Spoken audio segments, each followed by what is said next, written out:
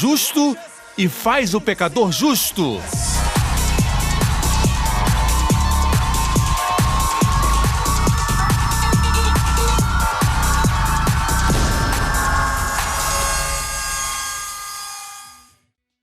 A seguir no programa de hoje, temos que nos ver cobertos com a justiça de Deus em Cristo.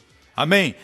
Amém? Temos que nos ver cobertos com a justiça de Deus. Amém? Deus vê você na cruz.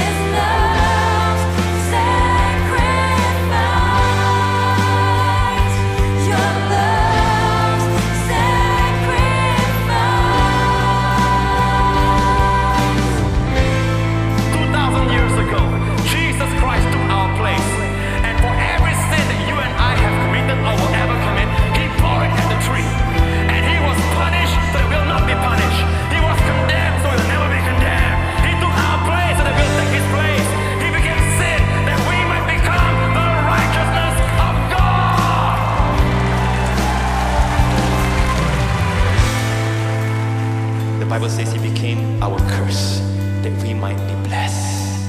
Lover and acquaintance were kept far from him, that we will always be surrounded by them. And he cried, my God, why have you forsaken me? So that you and I will cry, my Father, why have you so blessed me? He found his rest in loving you, saving you. Your grace has opened my eyes to see the beauty, the price of your love's sacrifice. Your love's sacrifice. Your blood redeemed me from shame. Your power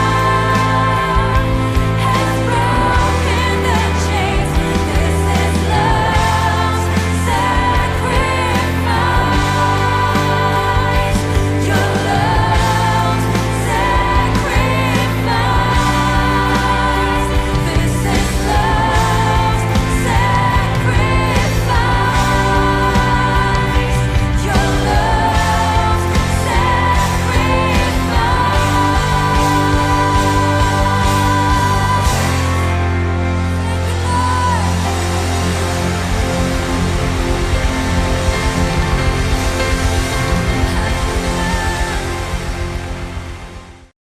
Hoje com o pastor Joseph Prince. Olhe para o seu vizinho e diga, vamos ter um grande momento juntos. Pergunte como ele está. Diga para ele shalom, que quer dizer saúde, plenitude e paz. Amém? Nós vimos na semana passada que a Arca do Concerto é uma figura de Jesus. A arca tinha forma retangular, certo? Era feita de uma madeira muito forte, encontrada no deserto, chamada sitim, em hebraico, ou acácia. A acácia é forte, dura, muito firme e representa a incorruptibilidade, certo? A humanidade de Jesus era incorruptível. Aleluia! Mas quando você olha para a Arca do Concerto, você não vê a madeira, você vê o ouro. Assim como o tabernáculo também era cercado com madeira, as paredes do tabernáculo, essas paredes eram cobertas de ouro, eram em forma retangular e feitas de madeira. E representam eu e você, representam a igreja. Estamos ligados um ao outro, mas nós não vemos a madeira. Porque você olha o defeito do seu irmão, a trave. Amém? Temos que nos ver cobertos com a justiça de Deus em Cristo. Amém? Amém? Temos que nos ver cobertos com a justiça de Deus. Amém?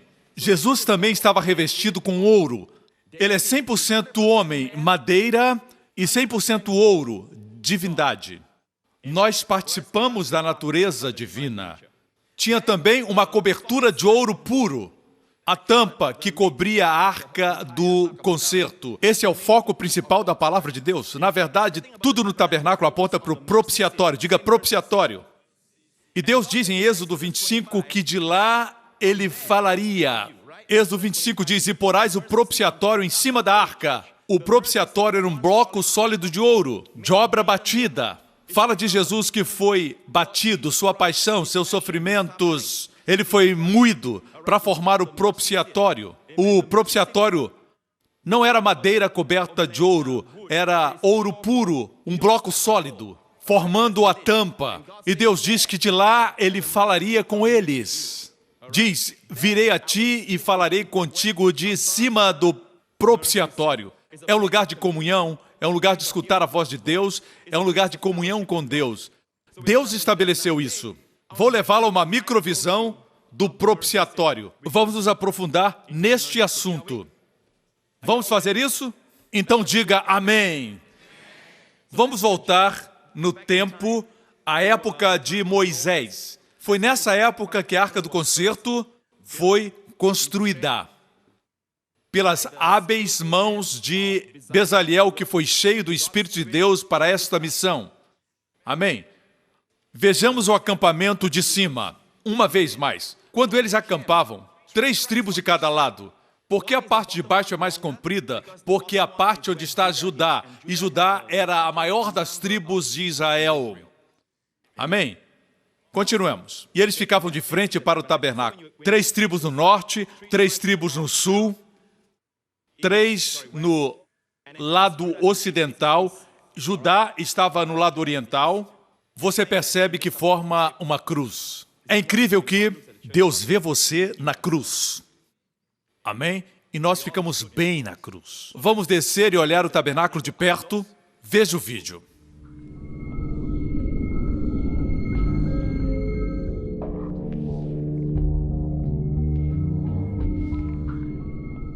Aqui chegamos na entrada do tabernáculo, certo?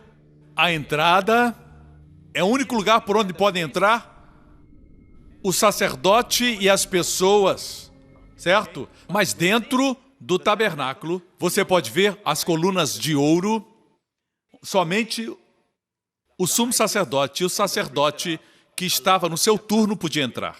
Depois disso, no Santo dos Santos, somente o sumo sacerdote podia entrar uma vez por ano. Somos abençoados, porque Jesus, nosso sumo sacerdote, entrou. E agora podemos entrar ousadamente. Esse privilégio só tinha uma pessoa em toda a nação de Israel no Antigo Testamento. Agora temos a bênção de entrar quando queremos. Já entrou no Santo dos Santos essa manhã? Entrou? Falou algo com Deus? Você o saudou? Você o adorou? Você foi ao Santo dos Santos, amém? Amém? E o que aconteceu foi que o véu se partiu no Santo dos Santos para que o povo comum pudesse entrar quando Jesus morreu na cruz. E foi rasgado, a Bíblia diz, de cima para baixo, porque foi Deus que o rasgou. Deus estava esperando para rasgar aquele véu. Deus não gosta de divisão. Mas, pastor, por que ele se separou dos homens para o nosso próprio bem? Porque você se protege do sol. Porque você não quer se queimar. Não quer as rugas. Por isso você põe protetor solar. Assim, Deus, para o nosso bem, se separou para que sua santidade não nos queimasse. Amém? Sem perfeição não podia se aproximar, mas Jesus Cristo veio e derramou seu sangue, e esse sangue removeu nossos pecados e rasgou o véu, para entrarmos ousadamente. Esse é um privilégio dos crentes, não somente dos pastores e líderes, todo crente pode entrar. Posso ter um amém? Não estamos nos referindo a diferentes níveis de unção, existem níveis de unção, mas falamos de acesso igual, através de Cristo, a Deus o Pai. Toda oração dos filhos de Deus chega aos ouvidos do Pai. Amém? O que aconteceu durante o tempo de Davi?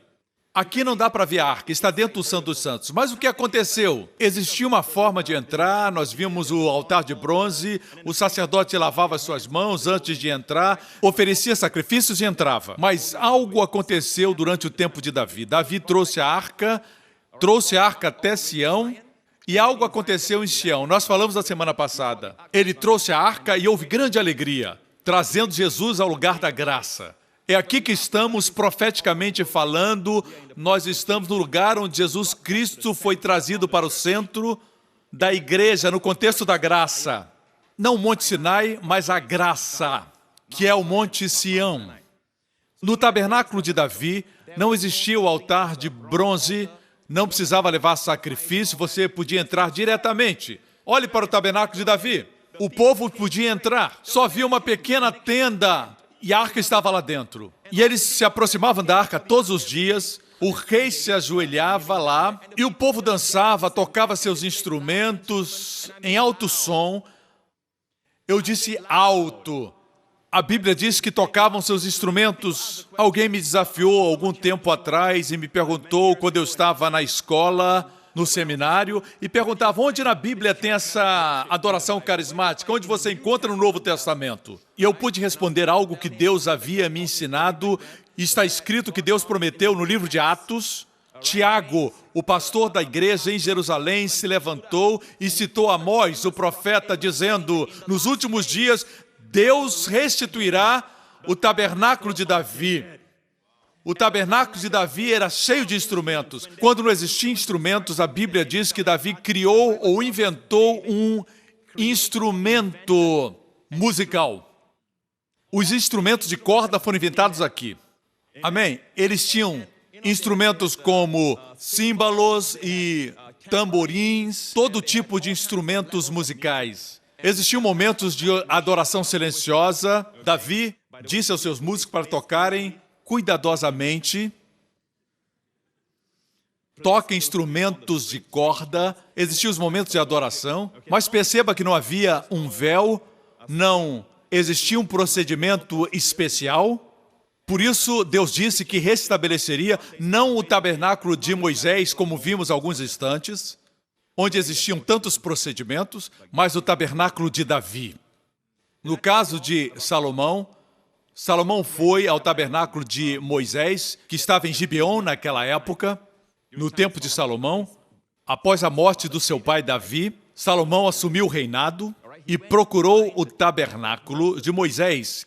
E o tabernáculo de Moisés estava no monte chamado Monte Gibeon. O que você viu alguns instantes, o altar de bronze, a pia para lavar as mãos, o tabernáculo estava lá, com uma diferença. A arca, que representava a presença de Deus, não estava lá. Assim, no Monte Gibeon, Salomão ofereceu 1000 sacrifícios para Deus. Naquela noite, Deus lhe disse, pede o que você quer. E Salomão não pediu riquezas.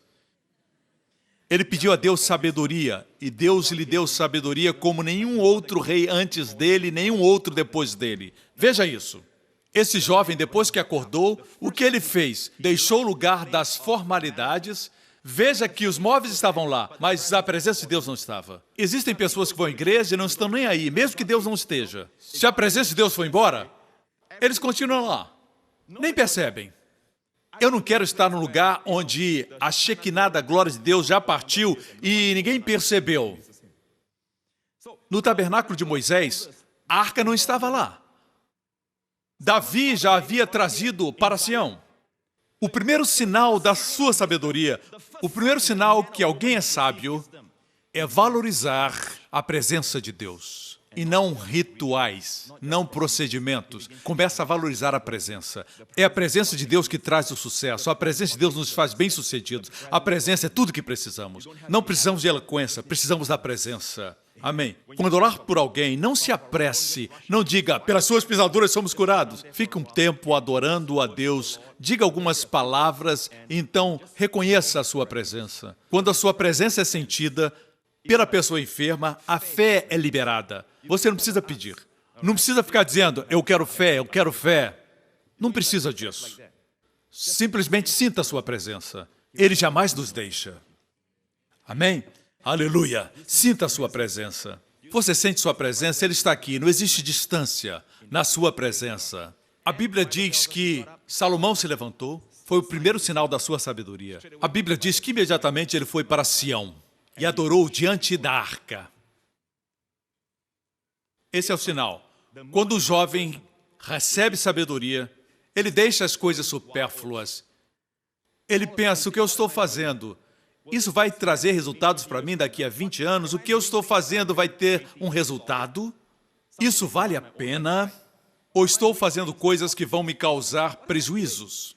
Algo que ninguém pode tirar é o seguinte: o pecado vai trazer tempos perdidos e anos perdidos. Lembre disso. Deus perdoa, pode perdoar, Ele tem feito isso, amém? Mas o pecado custa anos perdidos, tempo perdido. Lembre disso. O pecado custa mais do que você imagina. Isso é um fato, amém? Deus pode restituir, mas aqueles anos nunca podem voltar. Se foram. Você brinca com o pecado quando você tem 20, logo você tem 30. E você diz, vou continuar brincando. Muitos esperam muito tempo para viverem a vida abundante. A vida que não somente traz prazer a Deus, mas traz respeito a você mesmo. Porque ao fim de tudo, você vai ter que conviver com você mesmo, todo o tempo. Mas o fato é este, quando a sua palavra não é firme, como você pode falar às montanhas sem duvidar e as coisas acontecerem, quando você sabe que muitas vezes você muda a sua palavra, diz que vai para um lugar para os seus filhos e vai para outro lugar. Você tem que jurar, mesmo que isso lhe traga prejuízo. Você tem que ter uma palavra firme. Seja esse tipo de homem. Sua palavra tem que ter peso, tem que ser firme. Seja esse tipo de homem. Quando você diz que vai exercitar uma vez por semana, faça isso. Nem que isso lhe custe o seu próprio sangue. Você tem que cumprir. Glória a Deus, certo? Muitas vezes eu tenho que compartilhar isso com o povo de Deus. Nossa geração é um tanto mimada. E percebo que não existe mais uma diferenciação entre o homem e a mulher. Deus fez o homem e fez a mulher. No relato da criação, Deus fez o varão e fez a varoa, a mulher. O fato é que vemos que os homens hoje não têm palavra. Como é que você quer ser respeitado? Você quer que os outros o respeitem? Porque as pessoas respeitam você quando você se respeita. Você diz, me respeita, hein? Você exige respeito, mas você deve ganhar o respeito das pessoas sem palavras. Seja um homem que é respeitado por sua família. A primeira coisa é que você precisa de respeito próprio. Não faça nada em privado que traga desrespeito para você mesmo. Você diz, pastor, só eu que sou ferido. Não. Quando você não se respeita, você envia mensagem para os outros que você não é digno de respeito. Amém? Quando você sabe que vive em retidão, certo? O que importa o que os outros digam? O que ninguém pode tirar de você é o seu respeito próprio. Eu vejo homens hoje, eu compartilhei com os homens outro dia, que existem muitos homens que são reclamões. Você é homem, se é homem, pare de reclamar, pare de murmurar. Existem homens que ficam reclamando aqui, murmurando aqui, e reclamam. Pare de reclamar. Você é um homem que ama a sua esposa. Existem coisas que não negociamos. Eu serei fiel à minha esposa, isso eu não negocio. Amém? Onde estão esses homens? Onde estão os homens que são respeitados? O fato é que eu entendo, pessoalmente, que nós perdemos uma geração de homens. Esta não é minha mensagem. Estava falando sobre o tabernáculo de Davi. Mas eu vou falar um pouquinho sobre esse assunto. Homens que reclamam. Uma coisa que sempre dizia para minha filha Jessica, quando ela estava crescendo, era isso. Quando ela tinha que escolher uma coisa simples como um refrigerante, quando tinha que escolher, ficava... aquela fase do... Eu disse, Jessica, um dia eu a chamei e disse, você tem medo de fazer escolhas porque na escola alguém já te criticou quando tomou uma decisão errada. E você diz, é melhor que outros tomem a decisão e eu vou seguir. Por isso temos uma geração de seguidores e não líderes. Por isso, eu sempre digo para Jéssica, não importa, eu nunca vou criticar você, porque você tomou uma decisão errada. Mas eu não gosto da indecisão. Quando tomar uma decisão errada, pode até se arrepender, mas você tentou. Você tentou, Jéssica. Isso é importante. É assim que construímos líderes. E ela é uma menina. Essa palavra é mais para meninos. Mulheres têm o privilégio de serem guiadas. Elas têm o privilégio de dizerem o que pensam. Elas precisam de alguém forte para ouvi-las. Mas alguns homens dizem, eu também preciso de alguém para me ouvir, pastor.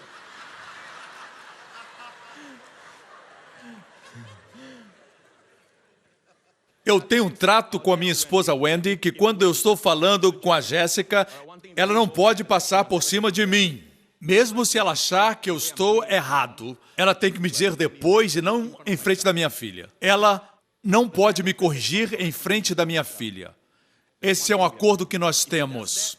Se ela não cumprir, eu com gentileza coloco em seu lugar. Amém? Nós temos esse acordo. É um acordo saudável e eu amo e respeito minha esposa. Eu digo a ela, decida. As meninas são incríveis. Ela diz, eu quero ir para o zoológico. Eu digo, zoológico para quê? Mas pelo menos ela decidiu. Ela me diz, você mandou eu decidir? Eu decidi. O senhor perguntou onde eu queria ir e eu disse. E elas começam a dizer o que querem. É um privilégio que elas têm. Mas você que é homem, não pode agir assim. Ficar reclamando, dizendo, ai, ai, ai, ai, ai, ai, ai, ai, ai, ai, ai, ai, ai, o que está acontecendo? Pare. Chega disso, vamos para o propiciatório. O propiciatório. Nós vivemos a geração da internet. Não tem problema postar coisas.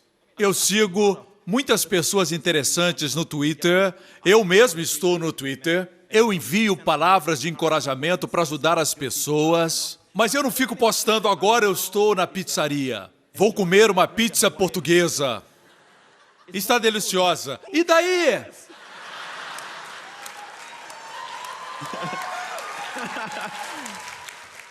Eu não sou contra postar coisas. Você pode usar para a glória de Deus. Pode escrever coisas que vão ajudar as pessoas. Eu, por exemplo, tenho meu devocional diário. Eu posto no Facebook, no Twitter, está em diferentes mídias. Mas não entre nesse hábito de postar tudo o que acontece na sua vida. Tem coisas que você precisa guardar para você.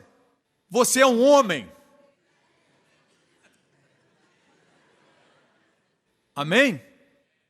Glória a Deus. Aprenda a decidir. Tudo bem que às vezes tenha discordâncias com a sua esposa. Isso é normal. Se existe uma decisão importante que você toma, tome, mas respeite a sua esposa. Mesmo que às vezes ela não goste. É um privilégio dela. Certo? Mas não é seu privilégio. Você tem que decidir. Ela depois vai perceber que estava certo. As mulheres gostam de homens decididos. Mesmo as mulheres profissionais, elas fazem muitas decisões no trabalho e quando chegam em casa precisam de um homem.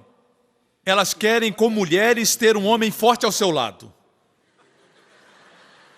E elas perguntam, onde vamos comer? E você diz, você decide, querida. Ela tem que decidir de novo, como faz no trabalho. Essa é uma das preocupações, Mateus. Eu tenho compartilhado isso com todos os meus pastores, que precisamos levantar uma geração de homens que decidam. Homens verdadeiros.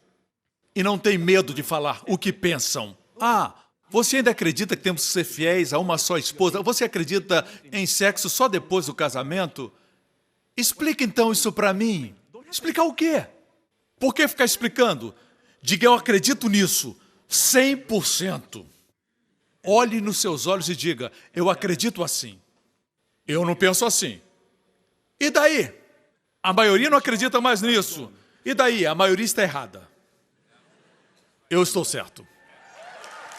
Algo que você precisa entender a respeito dos seus filhos e adolescentes. Se eles fizeram algo e você precisa puni-los, quando você perguntar, por que você fez isso? E ele disser, todos os meus amigos fazem, puna.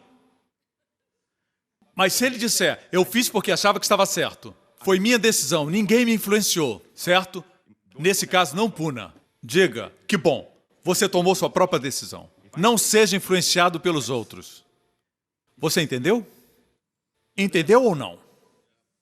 Precisamos criar filhos que pensam por si mesmos. Mesmo errando, eles pensam por si mesmos. Mas a criança que diz, pai, todo mundo faz isso, tem que ser punida. Quando falo punir, falo de acordo com a situação. Não estou falando de espancar. Eu não acredito em espancar seus filhos. Estou falando de disciplinar. Não gosto quando dizem, eu fiz porque todo mundo faz. Nesse caso, vai ser disciplinado. Mas se disser, eu fiz, eu pensei e cheguei à conclusão que eu devia fazer. Não foi por influência, eu decidi fazer. Aí tá bom. Você pode escapar à disciplina se agir assim. Temos que criar líderes. Ok? Glória a Deus. Espero que as mulheres concordem. Certo? Vocês estão bem, não estão? Propiciatório. Não sei por que eu falei isso, mas foi bom. Saí pela tangente. Não é, pastor Henry? Glória a Deus. Amém. Deixe-me falar agora sobre o tabernáculo de Davi. Deus disse que restituiria o tabernáculo, não o ritual do tabernáculo de Moisés. Graças a Deus por isso, e todos digam amém. Vou mostrar algo sobre o propiciatório. Veja aqui a arca do concerto. Aqui está a arca da aliança. Vamos assistir o vídeo com a perspectiva da arca do concerto. Veja os dois querubins. São feitos de ouro batido juntamente com a tampa. Isso é o propiciatório. Certo? O que existia lá dentro? 3 itens. Quais eram? Esses 3 itens. Pause o vídeo. Nós vemos os querubins olhando um para o outro. Vejamos os itens que estão dentro. Vamos tirar a tampa. E lá dentro temos 3 itens. O pote de ouro com maná, a vara de Arão e as tábuas da lei. Eles indicam a rejeição do homem. A provisão de Deus. Em primeiro lugar, os 10 mandamentos. Rejeitaram os padrões de Deus. Depois, a vara de Arão que floresceu. Eles rejeitaram o homem levantado por Deus, o líder, Arão. E por isso Deus fez com que a vara de Arão florescesse, produzindo flores e frutos. Depois temos o pote de maná, que também fala de murmuração. Eles murmuraram. Eles reclamaram por não ter provisão e Deus lhes deu maná. Esses 3 elementos lembram a Deus da rejeição do homem por ele. E Deus diz, coloque esses elementos dentro da arca. Tirem da vista. No próximo programa, O amado Filho de Deus escolheu se tornar nosso substituto. obrigado por sintonizar no programa de hoje. Esperamos que tenha sido uma bênção para a sua vida. Para mais informações sobre o programa da Igreja New Creation, acesse o site ncctv.org.sg.